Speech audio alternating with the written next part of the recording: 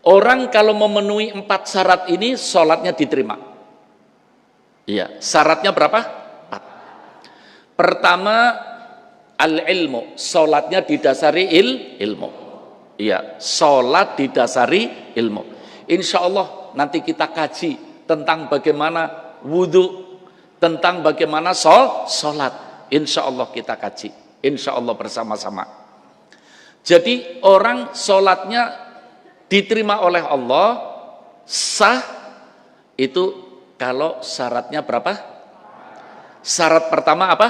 Ilmu. Sholatnya didasari ilmu. Yang kedua ikhlas. Yang kedua apa? Ikhlas. Sholat karena ingin mendapatkan ridho Allah. Tidak sama sekali punya nilai-nilai lain. Sholatnya ikhlas karena Allah.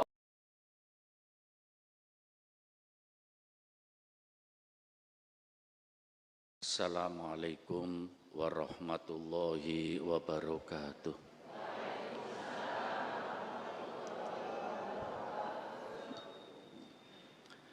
Bismillahirrahmanirrahim.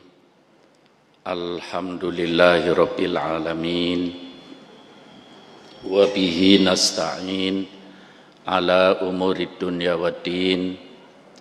Wassalatu wassalamu ala asyrafil anbiya'i wal mursalin Sayyidina wa maulana Muhammad wa ala alihi wa ashabihi ajma'in. Allahumma salli ala Sayyidina Muhammad al-fatihi lima ughliq wal khatimi lima sabaq nasiril haqqi bil haqq wal hadi ila siratikal mustaqim wa ala alihi haqqa qadrihi wa miqdarihil azim. Amma ba'du. Para sepuh, para asatid, para hujjaj, para jamaah, mudah-mudahan kita semua diberi oleh Allah panjang umur, sehat walafiat, iman kita semakin kuat, Islam kita semakin mantap, akidah kita ahli sunnah wal jamaah semakin kokoh. Mudah-mudahan kita dan seluruh anak cucu kita dijadikan oleh Allah orang-orang yang soleh-solehah. Di antara kita, saudara-saudara kita yang menderita sakit disembuhkan oleh Allah. Kita semuanya penyakit dohir, penyakit batin disingkirkan oleh Allah. Cita-cita kita disukseskan oleh Allah. Problem yang menimpa kita diberi jalan keluar oleh Allah. Dosa dan kesalahan kita diampuni oleh Allah. Rizki kita dilancarkan oleh Allah. Barokah majlis taklim perdana di Masjid Baitis Syukri Warroyan pada malam hari ini, mudah-mudahan kita semua dijadikan oleh Allah orang-orang yang istiqomah sampai mendapatkan husnul khotimah. Amin ya rabbal alamin. Para hadirin, pertama saya mengajak para jamaah untuk bersyukur. Alhamdulillah. Bersyukur sedalam-dalamnya. Kalau dihitung-hitung, kita ini malam hari ini termasuk orang-orang yang beruntung, termasuk orang-orang yang akan selamat dunia akhirat, termasuk orang yang akan bahagia dunia akhirat. Mudah-mudahan termasuk dan tergolong calon-calon penduduk surga. Mungkin para jamaah bertanya, apa sih alasannya kok kita semuanya yang hadir pada malam hari ini di pengajian perdana Masjid Baitis Syukri, kita termasuk orang-orang yang beruntung, orang-orang yang akan selamat dunia akhirat, orang-orang yang akan bahagia dunia akhirat, dan mudah-mudahan calon-calon penduduk surga. Banyak alasan para hadirin. Yang pertama, kita semua sekarang duduk di masjid, di rumah Allah. Dalam Al-Quran Allah mengatakan, innama ya'muru masajidallah man amana billah. Kita di samping tujuan utamanya adalah mengikuti majelis taklim, kita niat juga memakmurkan masjid. Allah menjelaskan sesungguhnya orang yang memakmurkan masjid itu adalah orang-orang yang beriman kepada Allah. Kalau kita memakmurkan masjid dan dinyatakan oleh Allah sebagai orang-orang yang beriman, selamat apa tidak? Selamat. Bahagia apa tidak? Bahagia. Dan calon penduduk surga. Mudah-mudahan iman kita terus istiqomah. Amin. Ini yang pertama. Nanti sedikit saya juga bicara tentang masjid. Ini alasan dulu, ya. Alasan kenapa kita perlu bersyukur. Kita ini orang-orang yang selamat dunia, akan selamat dunia akhirat, bahagia dunia akhirat. Pertama, karena kita mudah-mudahan termasuk orang-orang yang memakmurkan masjid. Yang kedua para hadirin, karena kita datang ke sini untuk mengikuti majelis taklim, mencari ilmu. Rasulullah Shallallahu Alaihi Wasallam dalam hadis sahih yang diriwayatkan oleh Al-Imam At-Tirmidzi, beliau mengatakan, man salaka tariqan yaltamisu fihi ilman sahhalallahu lahu tariqan ilal jannah. Kata Rasulullah, orang yang keluar dari rumahnya jalan di satu jalan, maksudnya jalan di sini walaupun pakai mobil, pakai motor, namanya jalan. Keluar dari rumah, kata Rasulullah, jalan di satu jalan menuju majelis taklim, menuju tempat mencari ilmu. Apa kata Rasulullah? Akan dimudahkan oleh Allah jalan menuju surga. Akan dimudahkan oleh Allah jalan menuju surga. Iya, mudah-mudahan kita semua datang ke sini tujuannya untuk mencari ilmu. Langkah-langkah kita akan memudahkan kita untuk menuju pintu surga. Maaf para hadirin, saya ulangi lagi. Kata Rasulullah, orang yang keluar dari rumah jalan di satu jalan menuju majelis taklim, tempat ilmu, dimudahkan oleh Allah jalan menuju surga. Paham Bapak Ibu? Paham ya? Jadi kalau ada orang tanya sama kita, Bapak Ibu, jalan menuju surga itu mana? Apa jawabannya? Di samping majelis taklim, kita majelis taklimnya di masjid, di rumah Allah. Jadi kalau sekali lagi Bapak Ibu, kalau ada orang bertanya, jalan menuju surga mana? Jawabannya apa? Majelis taklim. Maaf, mungkin orangnya mengatakan lagi, apa ada jalan lain? Tidak ada. Tidak ada jalan lain dimudahkan menuju surga kecuali satu, menghadiri majelis taklim. Menghadiri majelis taklim. Maaf, mungkin di antara kita dalam hati mengatakan, lah sholat kita sih bagaimana? Puasa kita sih bagaimana? Amaliyah-amaliyah kita, ibadah-ibadah kita, apa tidak menghantar kita menuju pintu surga? Saya tidak mengatakan tidak, tapi supaya tidak salah paham, sholat yang kita lakukan setiap hari 5 kali bisa menghantar kita menuju pintu surga. Puasa yang setiap bulan Ramadan kita lakukan bisa menghantar kita menuju pintu surga. Al-Quran yang kita baca bisa menghantar kita menuju pintu surga. amaliyah dan ibadah seluruhnya yang kita lakukan bisa menghantar kita menuju pintu surga apabila didasari dengan ilmu. Jangan salah paham. Ya enggak? Apa satu-satunya jalan menuju pintu surga? Ilmu, betul. Lah sholat akan menuju pintu surga apabila sholatnya didasari dengan apa? Ilmu.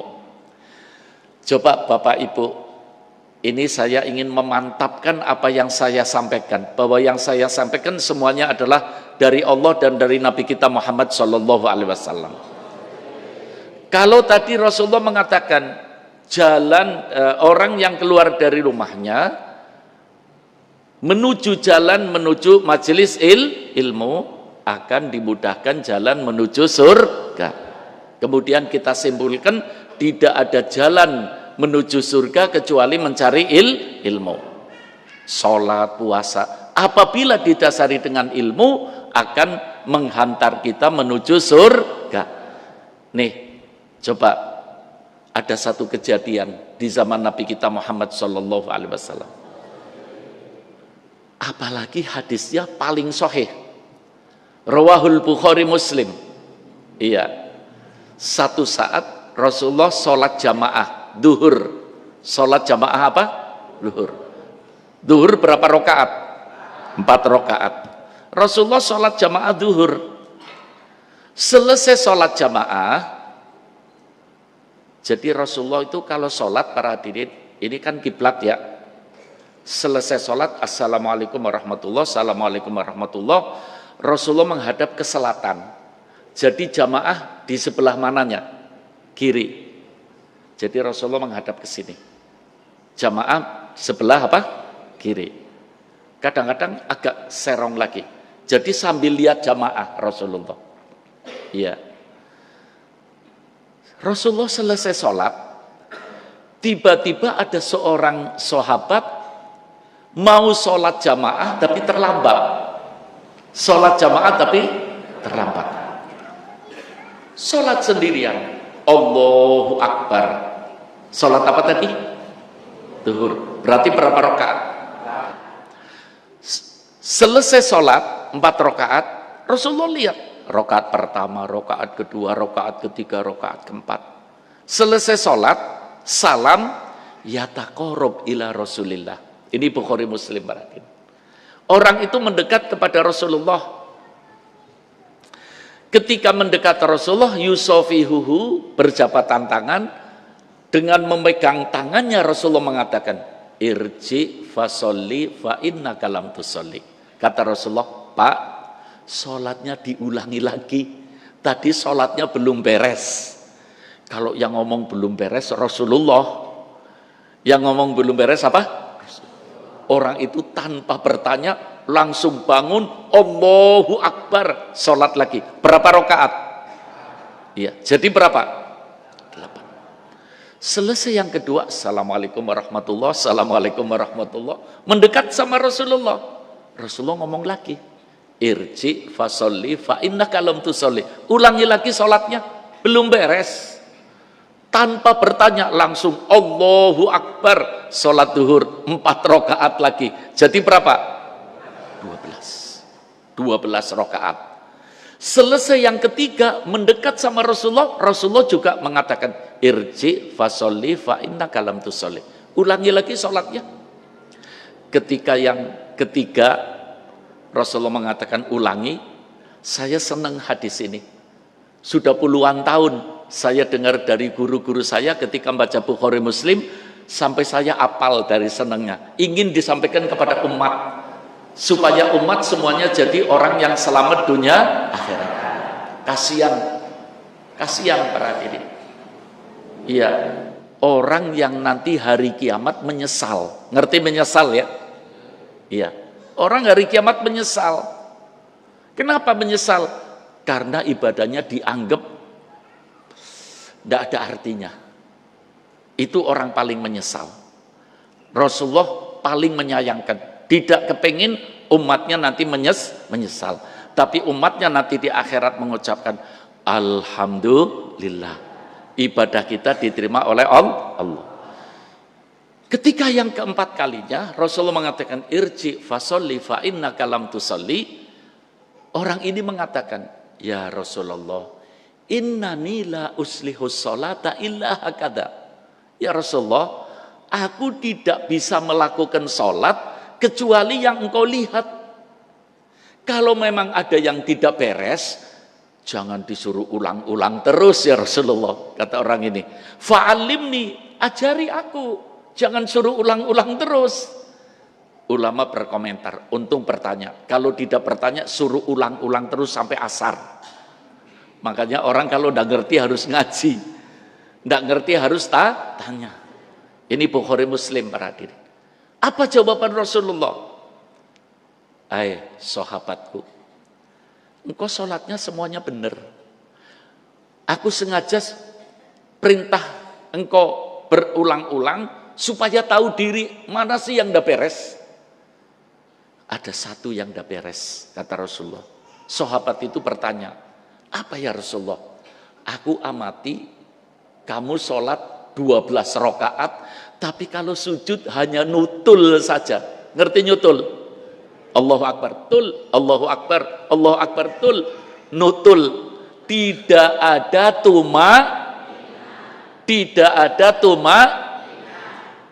tumak ninah adalah min arkanis sholat.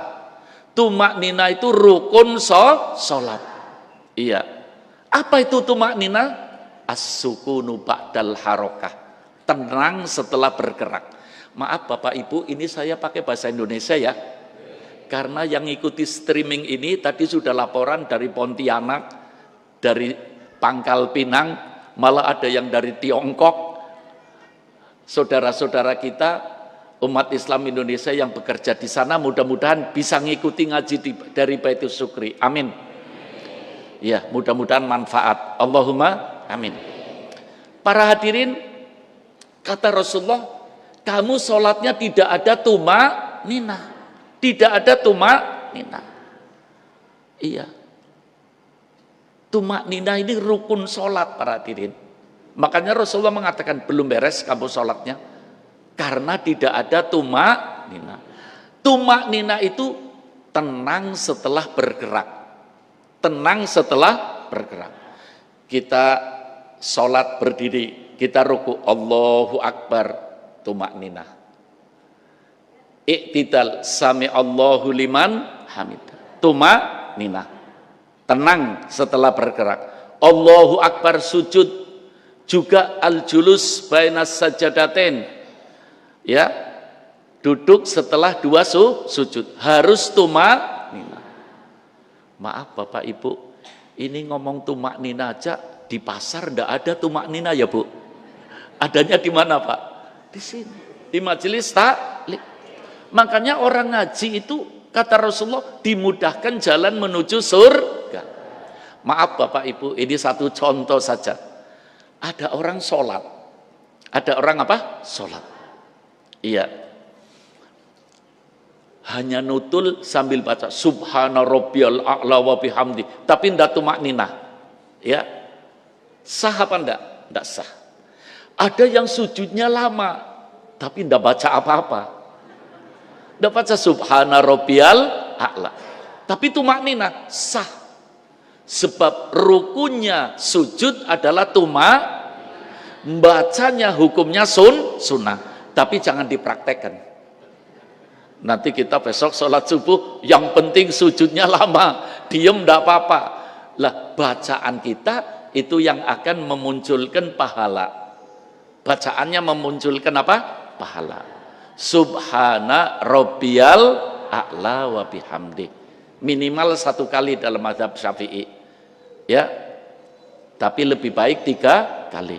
Bapak-bapak, ibu-ibu sholat sunnah, baca Subhana rabbiyal a'la wa bihamdi sambil sujud 5 kali, boleh apa enggak? Boleh. 7 kali boleh. 9 kali boleh. Dalam mazhab Syafi'i paling banyak 11 kali. Itu kalau sholatnya sendirian loh, sunnah.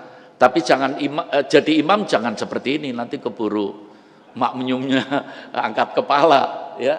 Kalau imam ya paling bagus bacanya Subhana rabbiyal a'la wa bihamdi. Berapa kali? Maksimal 3 kali. Ini orang sahabat hidup di zaman Rasulullah, tapi kadang-kadang absen ngaji. Jadi ketika Rasulullah cerita menerangkan tumak nina, mungkin dia tidak hadir. Akibatnya Rasulullah melihat sholatnya tidak beres. Ini zaman Rasulullah, apalagi zaman kita. Mudah-mudahan kita diberi sehat walafiat, diberi kesemangatan oleh Allah untuk bisa mengikuti pengajian di mana saja. Amin. Allahumma amin.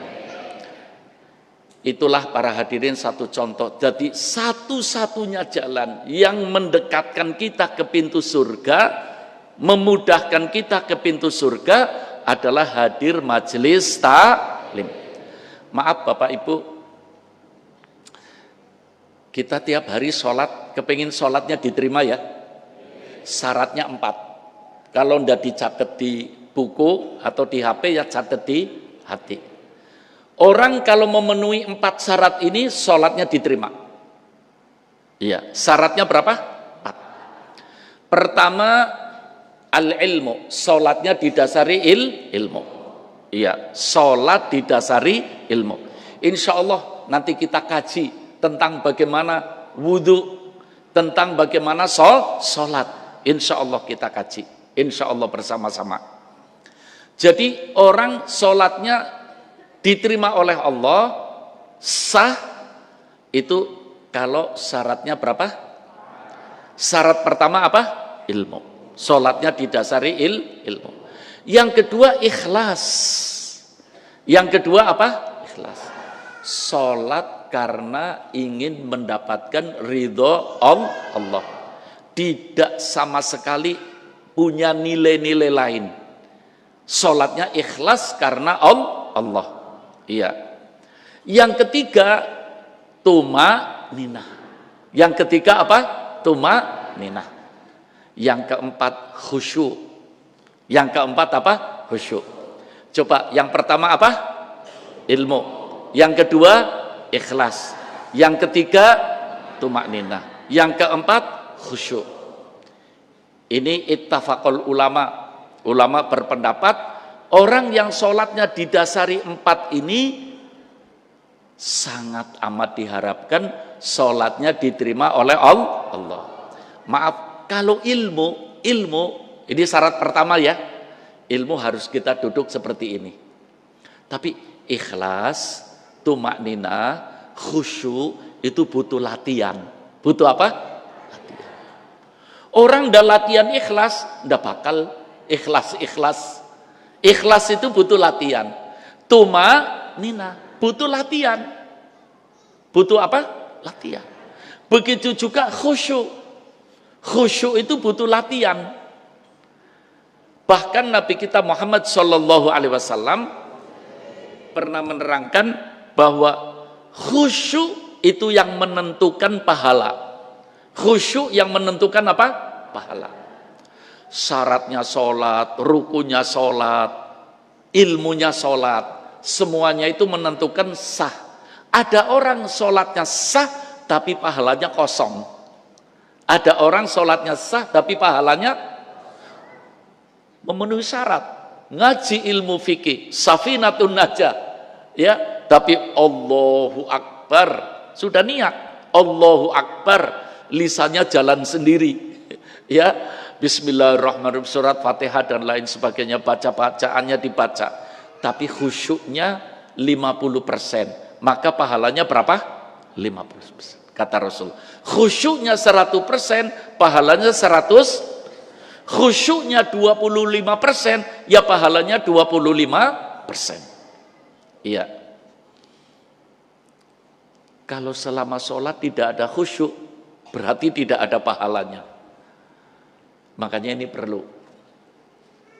Saya tadi katakan, ilmu butuh ngaji seperti ini. Kita duduk. Tapi kalau ikhlas, tumak nina, khusyuk, butuh apa? Latihan. Butuh apa? Latihan. Apalagi ikhlas.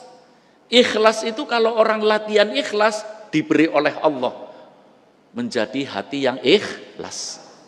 Ada keterangan beberapa ulama para hadirin tentang ikhlas. Apa sih itu ikhlas? Ikhlas itu apa? Al-Imam Ibnu Ilan mengatakan al-ikhlas huwa tasfiyatul a'mal an mulahadhatil makhlukin. Yang namanya ikhlas adalah memurnikan seluruh amal kita khusus karena kepingin mendapatkan ridho Allah. Tidak menunggu penilaian manusia. Tidak menunggu penilaian manusia. Manusia menilai atau tidak menilai. Yang penting yang nilai siapa? Allah. Itu ikhlas. Tapi maaf, kalau ada orang kok menilai langkah kita, asal kita tidak ingin dinilai, tidak ada masalah. Itu namanya husnudzon. Namanya apa? Husnudzon.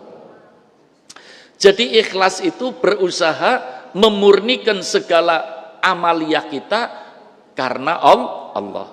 Tidak menunggu penilaian orang. Ini menurut syariah.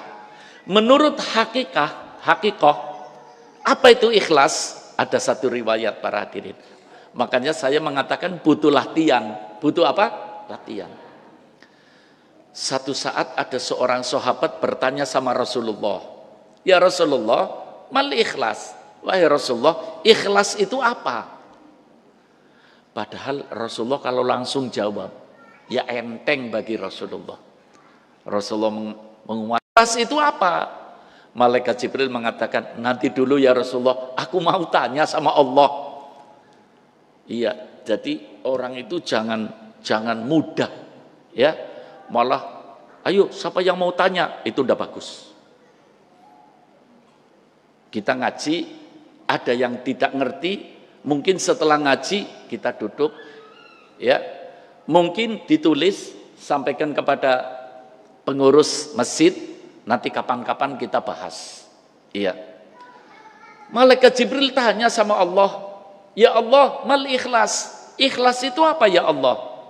Allah mengatakan, al-ikhlas sirrun min sirri. Ikhlas itu adalah rahasiaku. Ikhlas rahasia Allah. Aku Allah berikan keikhlasan kepada hambaku yang mau berusaha, perbuatannya diiringi dengan ikhlas. Jadi perlu usaha. Dengan kita usaha ikhlas, Allah akan berikan kepada kita ikhlas. Kalau kita sudah diberi oleh Allah hati yang ikhlas, wah, seluruh ibadah kita diterima oleh Allah Subhanahu wa taala. Ini berbicara masalah ilmu para hadirin. Jadi kalau ada orang pengen selamat dunia akhirat, ada orang kok pengen bahagia dunia akhirat, monggo kita datang ke majelis taklim. Sampai pernah diancam oleh Nabi kita Muhammad Sallallahu Alaihi Wasallam. Dikutip ini hadis oleh Al-Imam As-Suyuti di dalam Al-Jami'us Shaghir. Rasulullah mengatakan, asyadun nasi hasrotan yaumal qiyamah. Kalau kita dengar kiamat, Bapak Ibu kalau dengar kiamat, ngeri apa enggak? Ngeri. Ngeri kiamat itu. Ya, tapi mudah-mudahan nanti kita pelajari. Ternyata kiamat yang ngeri bisa disiasati berarti. Saya menulis sebuah buku. Insya Allah saya cetak lagi, nanti dikaji di sini. Buku kecil saku, namanya Sejuk di Hari Kiamat yang Dahsyat. Sejuk di Hari Kiamat yang Dahsyat. Ini lagi dikoreksi bukunya. Kapan-kapan kita kaji di sini. Allah itu cerita dalam Al-Quran, kiamat itu dahsyat. Imam Ghazali pernah cerita, orang kadang-kadang sering mendengar kiamat, tapi seakan-akan tidak percaya. Masa ada kiamat? Coba Bapak Ibu, kalau ada orang ngomong, ada makhluk Allah bisa berjalan tapi tidak pakai kaki. Bisa berjalan tapi tidak pakai kaki. Jalannya pakai dadanya. Ada apa enggak? Kita pernah lihat apa enggak? Apa namanya? Ular. Ular punya kaki? Enggak. Padahal kita lihat, ular bisa jalan, malah kadang-kadang bisa cepat jalannya, nerekam sesuatu, padahal tidak punya kaki. Itu kan sesuatu yang aneh. Ya, itu Imam Ghazali pernah ketika cerita kiamat. Yang penting begini, kiamat itu dahsyat.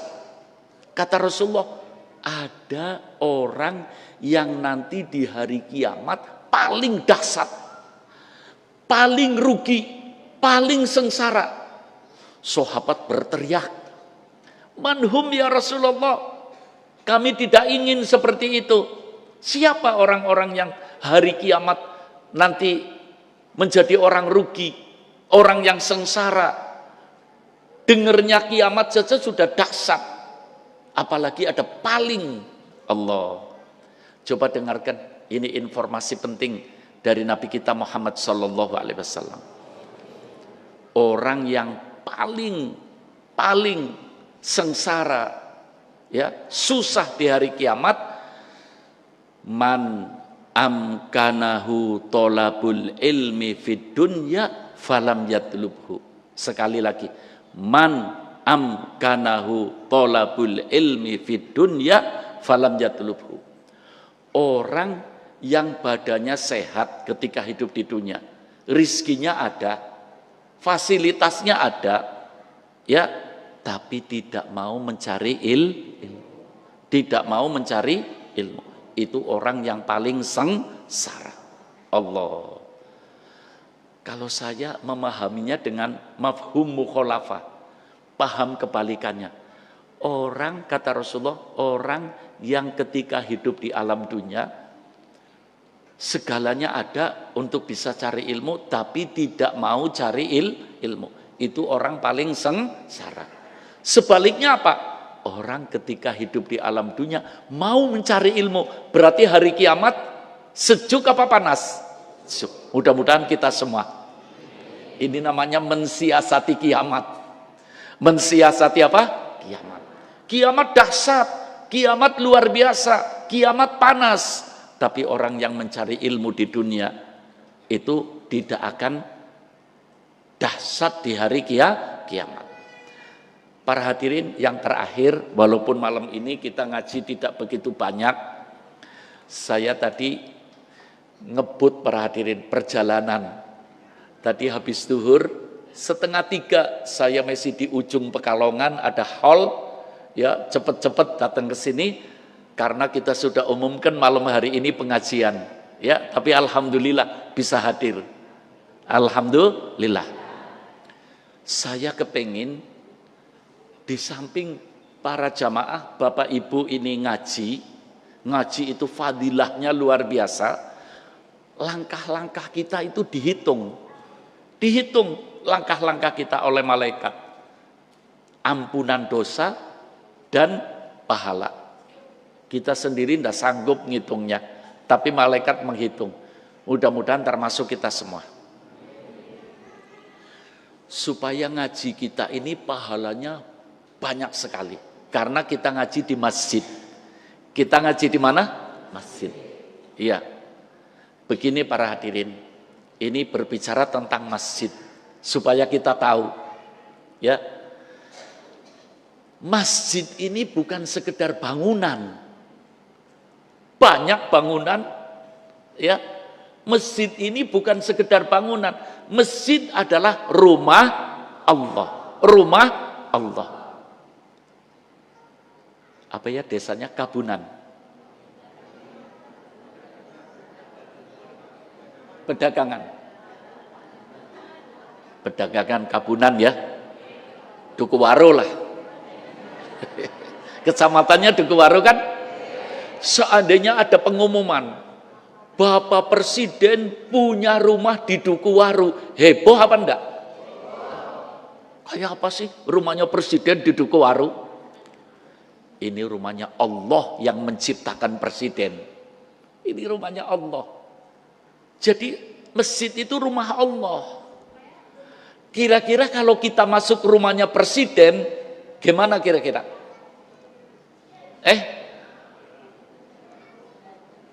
Wibawa. Ya, mungkin ada satpamnya, harus pakai jas. Ini rumah Allah. Ini rumah Allah.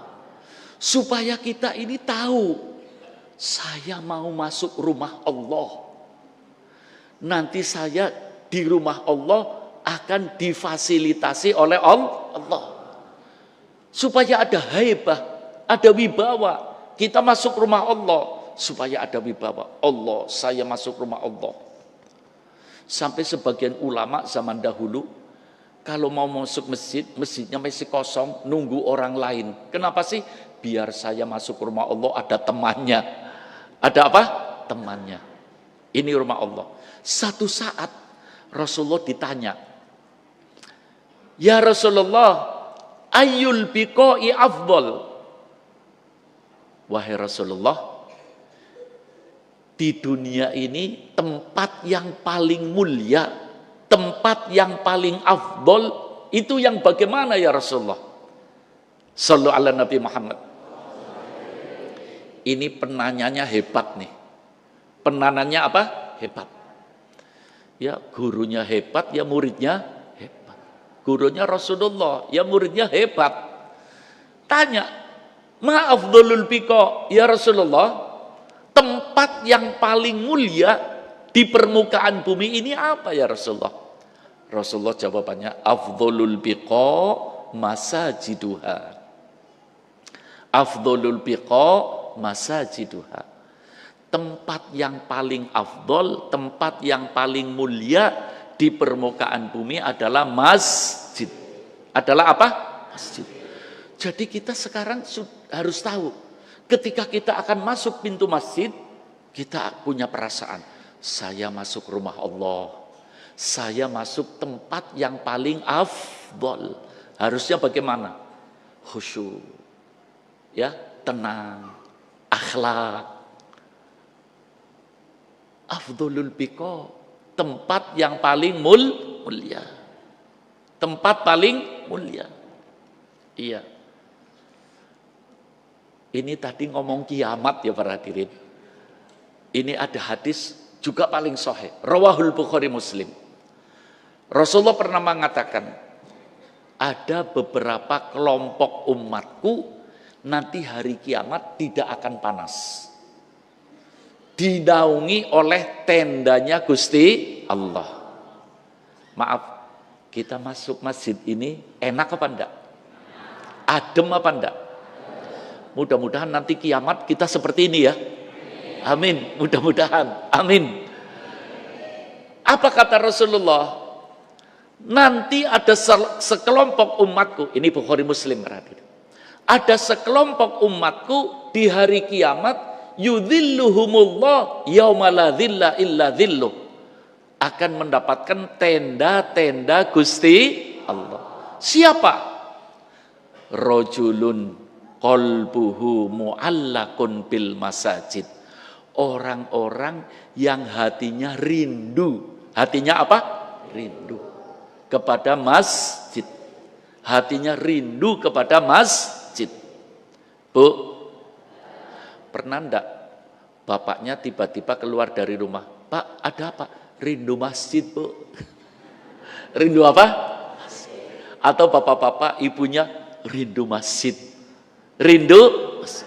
Itu orang-orang yang akan dapat naungan Allah. Saya pernah membayangkan Bapak Ibu, dulu di Jatibarang itu ada namanya pabrik metik. Namanya apa? Kalau hari terakhir rame apa enggak? Rame. Siang hari nih Pak, jam 12 siang, panas apa enggak?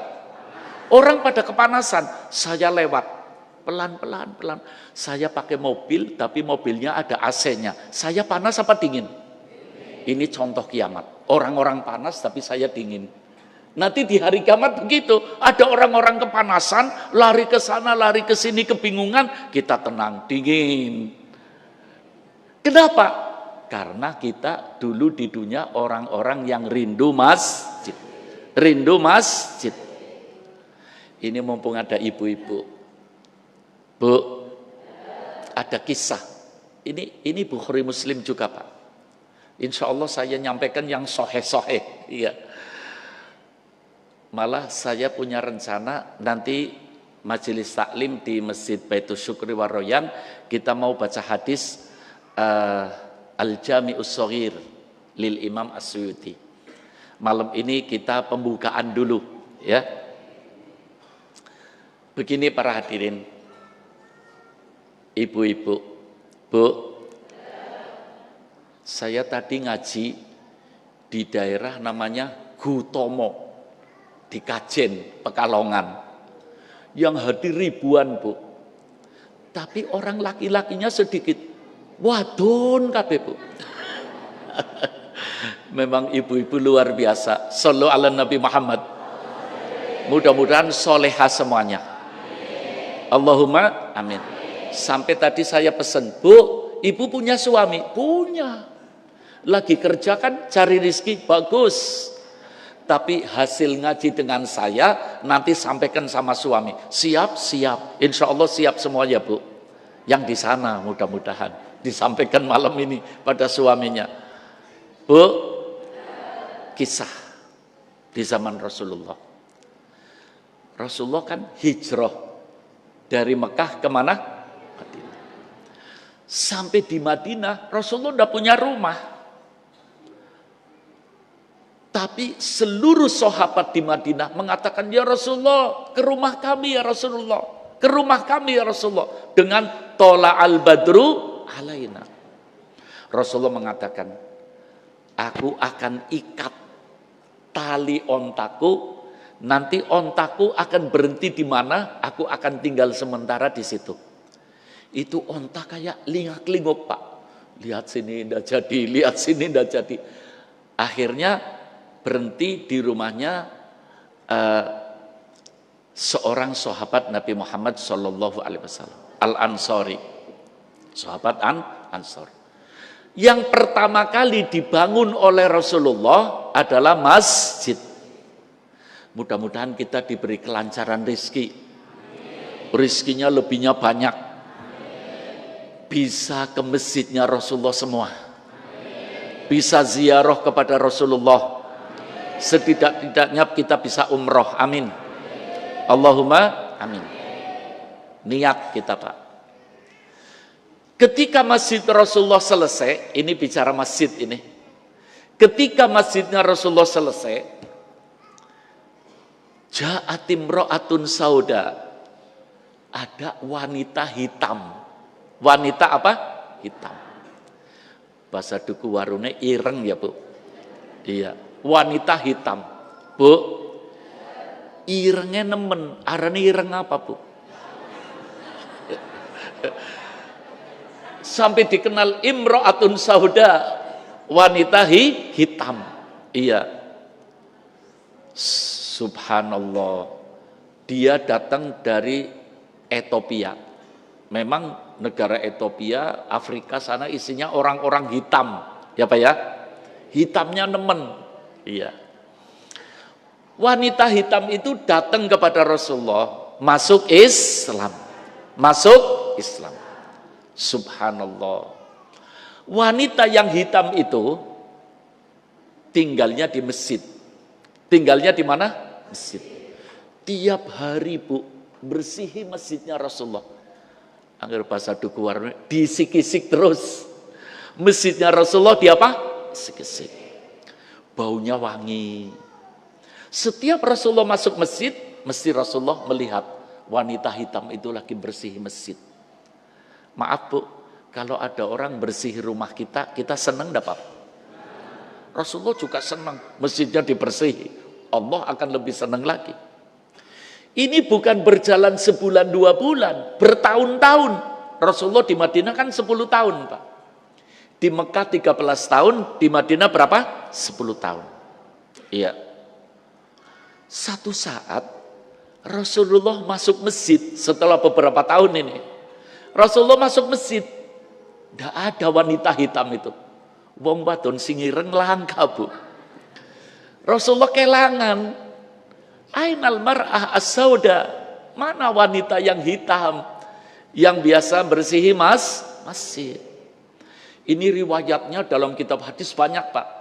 Ada riwayat Bukhari Muslim, ada riwayat Bukhari saja, ada Muslim saja, ada At-Tirmidzi, ada At-Tabarani, ada At-Tirmidzi, berbagai riwayat. Ini saya kumpulkan jadi satu. Iya. Rasulullah bertanya, "Ainal mar'ah as-sauda?" Mana wong wadon? Mana orang perempuan itu? Kata para sahabat, "Matat ya Rasulullah." Meninggal dunia. Kata Rasulullah, "Kenapa aku tidak diberitahu?" Ini Rasulullah meninggalnya tengah malam. Jadi kami langsung mengurusinya, langsung dikubur sebelum subuh. Ada riwayat mengatakan, "Ndak usah ngerepotin jenengan ya Rasulullah. Paling-paling wong wadon ireng kok." Marra wajh. Rasulullah merah wajahnya. Artinya orang tidak boleh merendahkan orang lain. Kita tidak tahu kok di sisi Allah. Kadang-kadang pakainya sorban, ya. Kemudian keluar sombongnya, ada orang tukang rumput. Jangan dianggap, mungkin yang tukang rumput itu di sisi Allah tingkatannya lebih tinggi dari kita. Islam mengajarkan kita saling hormat, itu namanya tawadhu. Namanya apa? Ketika Rasulullah bertanya, wanita itu meninggal, Rasulullah mengatakan, "Dullani ala kubriha." Coba tunjukkan mana kuburnya, aku akan ke sana. Ini berbagai riwayat para. Rasulullah datang ke kuburnya. Sampai di kuburnya, ini kuburnya, sendalnya Rasulullah dilepas.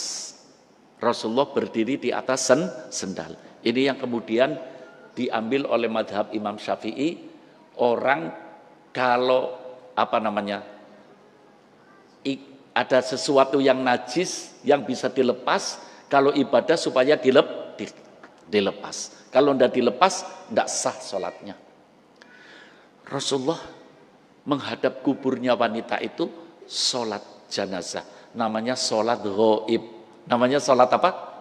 Ini mulai muncul dalam madhab kita, disyariatkan sholat ghaib. Rasulullah melaksanakan sholat ghaib. Bu, yang disolati oleh Rasulullah kuburannya siapa? Wanita hitam. Iya, bukan kelalen nih. Ini lagi cerita wanita hitam yang bersihi masjid. Ketika selesai sholat, Rasulullah berdoa. Di saat-saat berdoa, Rasulullah senyum. Doa senyum. Lama-lama Rasulullah begini, tidak melihat kuburnya. Para sahabat aneh. Ini satu riwayat. Riwayat lain mengatakan, "Inni ra'aituha fil jannah." Aku sudah melihat dia sekarang di surga. Ini riwayat yang paling saya senangi. Ya, Rasulullah berdoa senyum.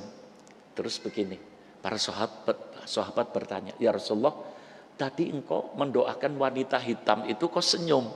Kata Rasulullah, "Iya, aku melihat wanita yang hitam itu sekarang sudah putih bersih."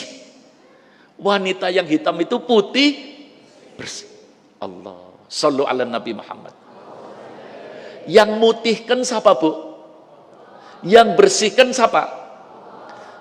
Kenapa diputihkan dan dibersihkan oleh Allah? Karena selalu membersihkan rumah Allah. Rasulullah begini. Kenapa Rasulullah tidak ngadep? Aku malu. Wanita itu lagi diiring-iring oleh para bidadari. Aku malu. Disiapkan istana oleh Allah. Sallu ala Nabi Muhammad. Sallu ala Nabi Muhammad. Ini kaitannya dengan apa? Masjid. Bapak Ibu, kalau kita masuk masjid, lihat. Kalau ada satu kotoran, bersihkan. Bila perlu satu saat kita datang, lihat masjidnya bersih apa kotor. Alhamdulillah sekarang di Indonesia masjid bagus-bagus. Masjid musola insya Allah sama. Dulu kan orang kalau mati dibungkus tikar ya, kelasa. Betul apa enggak? Engkau kelasannya di dalam nangdi. Masjid tempat buang kelasannya mayit dulu. Sekarang alhamdulillah karpetnya bagus-bagus. Amin. Alhamdulillah. Itu yang gitu-gitu harus disingkirkan lagi sekarang. Tidak boleh ada musola kumuh, tidak boleh ada tempat ibadah kumuh. Nih, Rasulullah sampai malu melihat wanita hitam menjadi putih bersih. Yang dikhawatirkan yang putih-putih, bapak ibu yang putih-putih bisa jadi hitam karena ngotori masjid. Maaf, jujur, saya ini cinta sama jenengan semuanya. Ini di masjid Allah yang maha tahu. Kalau masjid ini insya Allah beres ya Pak Rojihi, insya Allah beres masjid ini, insya Allah bersih terus. Saya paling benci kalau masuk masjid di pojok ada asbak. Ada apa? Berarti untuk apa? Rokok. Pantes enggak rumahnya Allah untuk merokok? Ente kalau masuk rumahnya Pak Camat rokok wani, bisa nangundang baik Gusti Allah ana. Malah pengurusnya kadang-kadang perhatiin rapat karo nyiapakan apa? Ini pengurus-pengurus seperti ini supaya tahu tuh wong badoni ireng dadi putih. Ya, hati-hati masjid ini perhatiin. Masjid rumah Allah jangan dikotori. Masjid rumah Allah jangan dikotori. Mudah-mudahan kita dibersihkan oleh Allah. Ini mudah-mudahan pada dengar pengurus-pengurus masjid. Ya, saya tidak melarang orang rokok. Yang mau ngerokok monggo, tapi jangan di monggo. Bu, anggar suamine pada ngerokok, enak beli bu. Orang enak mambune ya. Iya, Allah, sallu ala Nabi Muhammad. Ini ngomong-ngomong rokok ya Pak. Sebetulnya orang Indonesia semuanya itu bisa haji Pak. Bisa apa? Haji. Maaf, ini ngomong rokok. Rokok paling murah sebungkus berapa? Berapa? 15. Satu hari biasanya ngerokok satu bungkus yang paling murah 15.000. Sekarang libur ngerokok setiap hari nabung 15.000. 10 hari berapa? 150.000. Satu bulan 450.000. Satu tahun 4,5 juta atau 6 juta. 10 tahun 60 juta. Daftar haji. Daftar enak apa enggak? Kalau ditanya sama Allah tak kasih rizki ratusan tahun diobong terus gua. Kira-kira Allah sallu ala Nabi Muhammad. Maaf saya tidak melarang jenengan rokok. Silahkan mau ngerokok tiap hari 10 bungkus monggo. Itu urusannya jenengan, tapi monggo dipikir. Kata Rasulullah, idza aradta an taf'ala syai'an, ya, kalau kalian umatku akan melakukan sesuatu, fadadabar akibatahu, rawahu Tabarani. Kalau akan melakukan sesuatu harus diperhitungkan akibatnya. Wis cukup ngomong ini aja kedawan. Kembali masjid, sallu ala Nabi Muhammad. Mudah-mudahan kita semuanya pecinta masjid, pembersih masjid. Hati kita selalu rindu kepada masjid. Allahumma amin. Para hadirin, insya Allah kita semua diberi panjang umur, sehat walafiat. Enaknya setiap malam Rebo apa 2 Rebo sekali enaknya? Nanti dimusyawarahkan ya. Iya. Dan nanti kita akan baca kitab Al-Jami'us Shaghir supaya kita terbiasa mendengarkan informasi-informasi dari Nabi kita Muhammad sallallahu alaihi wasallam. Dan insya Allah setiap pengajian kita mulai jam 8. Kalau bisa jam 9, maksimal setengah 10. Iya. Ini pengajian perdana sudah jam 9 lebih, mudah-mudahan banyak manfaatnya.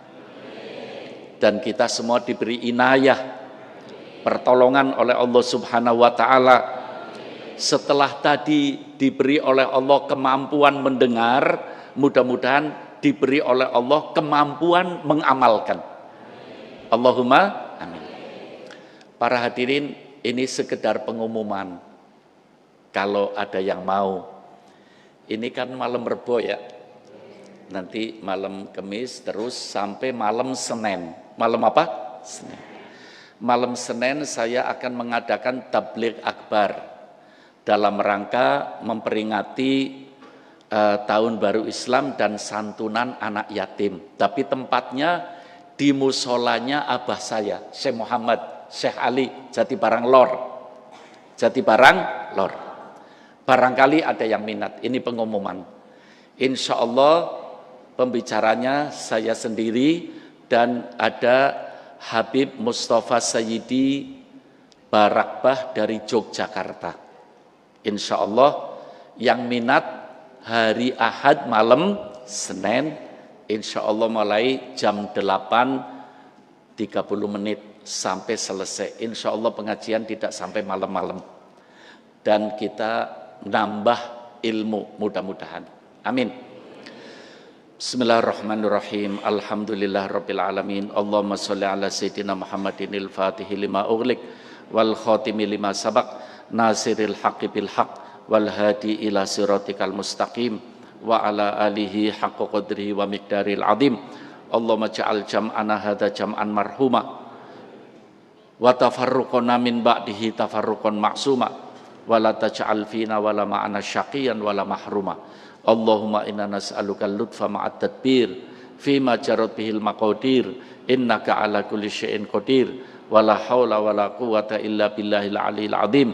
Ya arhamar rahimin, ya arhamar rahimin, ya arhamar rahimin, farrij 'alal muslimin. Rabbana atina fid dunya hasanah wa fil akhirati hasanah wa qina adzabannar. Wa sallallahu ala sayyidina Muhammadin wa ala ali sayyidina Muhammad.